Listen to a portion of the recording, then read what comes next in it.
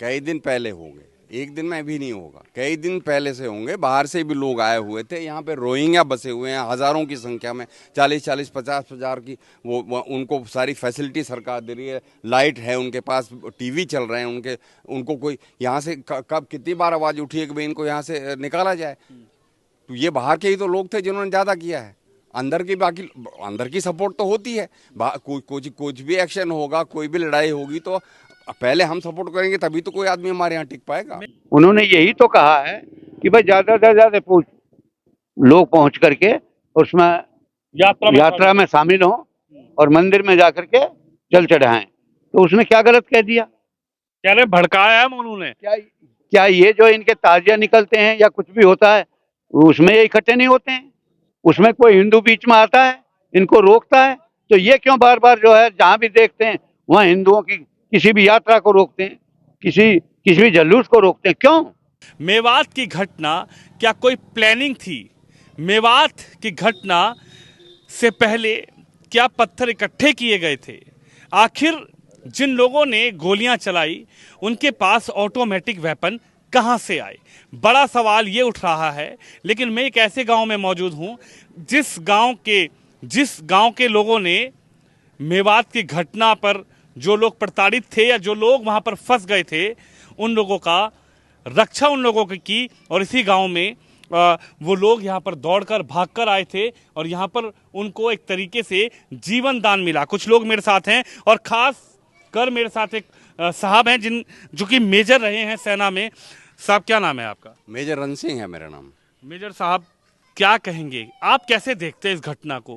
क्योंकि एकदम से पत्थरबाजी कर देना, एकदम से पहाड़ों पर चढ़ जाना, एकदम से गाड़ियों को आग लगा देना, क्या ये प्लानिंग हो सकती है या फिर ये एकदम से हुआ, इत्तेफाकन हुआ? एकदम से नहीं हो सकता, ये बिल्कुल साफ तौर पे प्लानिंग है। पहले से इन लोगों ने सुनोई युद्ध करके तरीके से ये लोग इकट्ठे हुए हैं ग्रुपों में, वरना एक साथ से थोड़ी हथियार आ जाएंगे।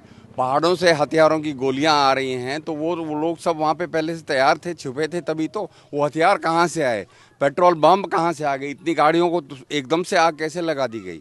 तो इससे तो साफ जाहिर है कि ये इन्होंने पहले से प्लान किया था ये सब, कि इस यात्रा को हमने रोकना है या विफल करना है या इन सबको एक को भी जिंदा जाने नहीं देना है, ऐसा ही कुछ सोचा होगा। सर, ये कहा जा रहा है कि मोनू मानेसर, जो यहाँ का गौरक्षक अपने आप को बताते हैं और सनातन से वो जुड़े हुए हैं, उन्होंने एक वीडियो वायरल की कि मैं आ रहा हूँ मेवात। लोगों से अपील करी उन्होंने अपनी वीडियो के माध्यम से कि आप जाइए, आप आइए, धार्मिक स्थल है हमारा, जल चढ़ाएंगे, भोलेनाथ की यात्रा में शामिल होइए। मोनू मानेसर का नाम लाया जा रहा है और उसको टारगेट किया जा रहा है कि उसकी वजह से इतनी बड़ी घटना हुई। आप क्या मानते हैं? देखिए, मैं तो इन सब संगठनों से, मैं फौजी होने के नाते हम सब बातों से बहुत दूर रहते हैं वैसे। लेकिन सवाल मेरा इसलिए है, धार्मिक यात्रा के लिए किसी को भी निमंत्रण देना, हिंदुओं को बुलाना कोई गलत बात है क्या? भाई धार्मिक यात्रा हो रही है, सब आओ हमारे साथ ज्वाइन करो, इसमें क्या बुराई की है? क्या कहा उसने, क्या गलत कह दिया? उसने यही कहा ना, भाई यात्रा निकाल रहे हैं, आप लोग सब शामिल हो यात्रा में। इसमें तो मुझे तो नहीं लगता कि कोई बुराई बात। मेरा सवाल आपसे ये इसलिए था क्योंकि मोनू मानेश्वर ने अगर कोई वीडियो बनाई थी तो वो एक दिन पहले सोशल मीडिया पर वायरल कर दी।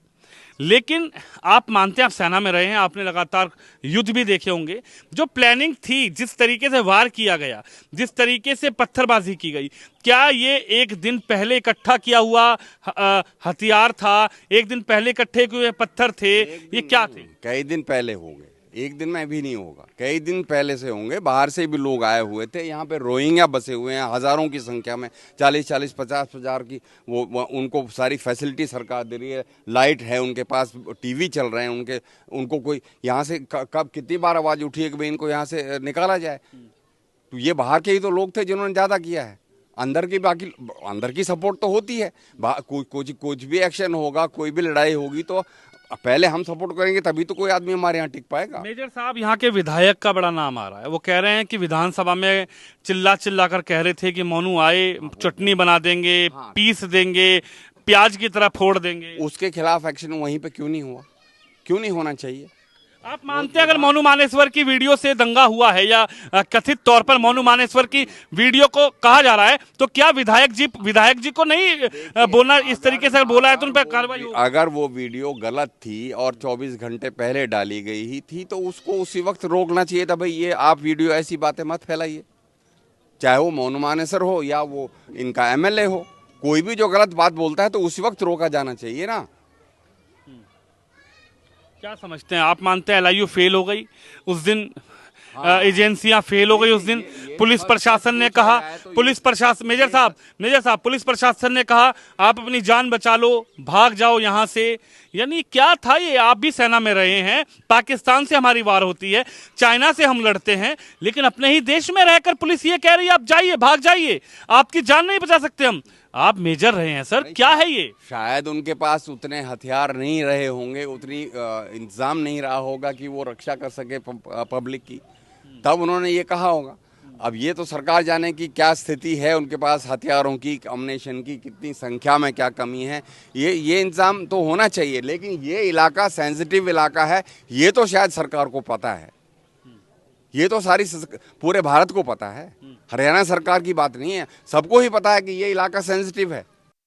और मेवात का यही वो गांव था उजीना, जिसका नाम है, जहां पर लोगों ने अपनी शरण ली, उनका जीवन बचा।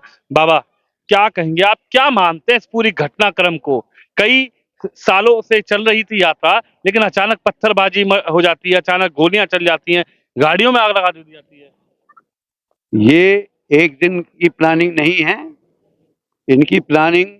और सच पूछो तो जोर उस दिन ही पकड़ गई थी जिस दिन मानू का नाम, मोनू उसका जिन्होंने नाम लिया मानेसर का, वो बिल्कुल गलत है। उसने कोई गलत बयानबाजी नहीं की है। उन्होंने यही तो कहा है कि भाई ज्यादा से ज्यादा लोग पहुंच करके उसमें यात्रा में शामिल हों और मंदिर में जाकर के जल चढ़ाएं। तो उसने क्या गलत कह दिया? कह रहे भड़काया है मोनू ने। क्या ये जो इनके ताजिया निकलते हैं या कुछ भी होता है उसमें ये इकट्ठे नहीं होते हैं? उसमें कोई हिंदू बीच में आता है, इनको रोकता है, तो ये क्यों बार बार जो है जहां भी देखते हैं वहां हिंदुओं की किसी भी यात्रा को रोकते हैं, किसी भी जुलूस को रोकते हैं? क्यों? ये जो है इनकी प्लानिंग है। और खासकर मेवात में तो जो है इनकी 80% इनकी आबादी है। इनके बीच में जो 20% जो हिंदू रह रहे हैं वो ऐसे समझो जैसे दांतों के बीच में जीभ रह रही है। और हमारी को जब तक बाहर के हिंदुओं की सपोर्ट नहीं मिलेगी और इनको ये महसूस नहीं होगा कि हम यही हैं, दूर तक तो बहुत कुछ है। आज हिंदू को जागने की जरूरत है। क्या जो यहाँ आए सब जल चढ़ाने के लिए जो यात्रा में शामिल हुए, क्या वो एक ही कास्ट के थे, एक ही जाति के थे? क्या वो ये कोई जाति थे उसमें, या राजपूती थे उसमें, या कोई अहीरी थे उसमें? सारे हिंदू थे उसमें, जगह जगह के, एक जगह का नहीं, मेवात के नहीं, पूरे हरियाणा के हिंदू थे उसमें। और दूर दूर से लड़कियां, बहन बेटियां आई हैं हमारी जल यात्रा में शामिल होने के लिए। तो ये तो गलत है कि ये हिंदू, ये तो हमको दुफाड़ करने के लिए, फाड़ करने के लिए हमें ये एक अंग्रेजों की पॉलिसी चली आ रही है, डिवाइड एंड रूल। हाँ, ये गलत है, ये बिल्कुल गलत है। और इस तरीके की हरकत जो है वो हमारे बीच में नहीं होनी चाहिए, जो हम एक दूसरे से नफरत करने लग जाएं। हम सब हिंदू हैं और हिंदू सब एक बन के रहेंगे। एक बन के रहेंगे तभी शायद मेवात जैसी घटनाएं नहीं होंगी। आप भी मानते हैं कि अगर हिंदू एक होगा तो मेवात नहीं होगा, अगर हिंदू एक होगा तो मुजफ्फरनगर नहीं होगा, अगर हिंदू एक होगा तो कैराना जाटों के लड़कों को किस तरीके से मार दिया गया था वो नहीं होगा। लेकिन आज कुछ लोग ढोल पीट रहे हैं, छाती पीट रहे हैं, कह रहे हैं हमारा क्या लेना देना मेवात से। ये नेता लोग कर रहे हैं, ऐसा आम आदमी नहीं कर रहा। आज हिंदू जागृत हो चुका है और इसका रिएक्शन आपने देख लिया होगा। और जो युवा है, बड़े बूढ़े अगर ना समझाएं तो अब तक जन क्या हो जाना था। युवाओं में जोश है और हर आदमी जागरूक हो चुका है, कोई कास्टों में नहीं बटा हुआ इस टाइम, हिंदू सब एक हैं, मैं ये मान कर चलता हूँ। और इनकी प्री प्लानिंग और हमेशा सही, जैसे मोनू मानेसर के बारे में कहा जा रहा है, उसका कोई भी वर्ड गलत नहीं है। दुनिया सुन रही है, मीडिया पे पूरा देश सुन रहा है, विदेशों में भी ये जाते हैं जो भड़काने का काम कर रहे थे मोनू मानेसर। भी शब्द कोई भड़काने का नहीं कहा, भड़काने की बात कही है तो मामन खान ने कही है, इनके खिलाफ कार्रवाई होनी चाहिए। मामन खान ने क्या कहा? मामन खान ने ये कहा है भाई तू अगर इधर आएगा तो, अरे इल्जाम तो किसी पे भी लगा दो, गौकसी कोई हुई है वहां, वो गौकसी में बच्चे मारे गए एक्सीडेंट में, क्या उसको आरोपित किया जा रहा है, उसका क्या रोल है उसमें? वो तो गोरक्षक है, हिंदू है, उसने कह भी दिया तो क्या है? और उसके एक मतलब एक वर्ड कहने से ये इतनी प्लानिंग बन गई, इनकी तो प्री प्लानिंग थी। और क्या मानते हैं मोनू मानेश्वर को टारगेट किया जा रहा है, बिट्टू बजरंगी पर कह सकते हैं कंधे पर बंदूक रखी जा रही है और हिंदुओं को टारगेट किया जा रहा है कि हिंदू कहीं ना कहीं डरें दबें, अपने मंदिरों पर ना जाएं, जलाभिषेक ना करें और इसी तरीके से धीरे धीरे मेवात के उन मंदिरों पर हिंदुओं को आना बंद हो जाए। प्लानिंग तो इनकी यही है, लेकिन आज हिंदू बिल्कुल नहीं डर रहा है जी।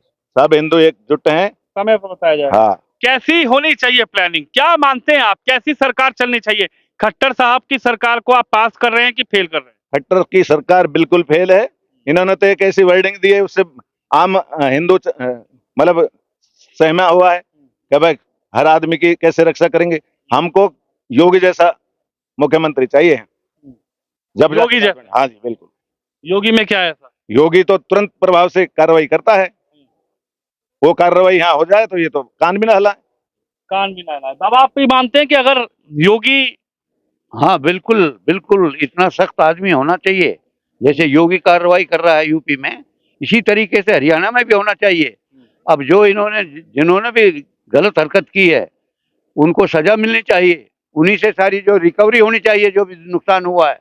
और जो है बलडोजर यहाँ चलना चाहिए जैसे योगी ने चला रखा है। बलडोजर बिल्कुल। हाँ, जिन बिल्डिंगों से 3 मंजिल के ऊपर से पत्थर बरसाएं।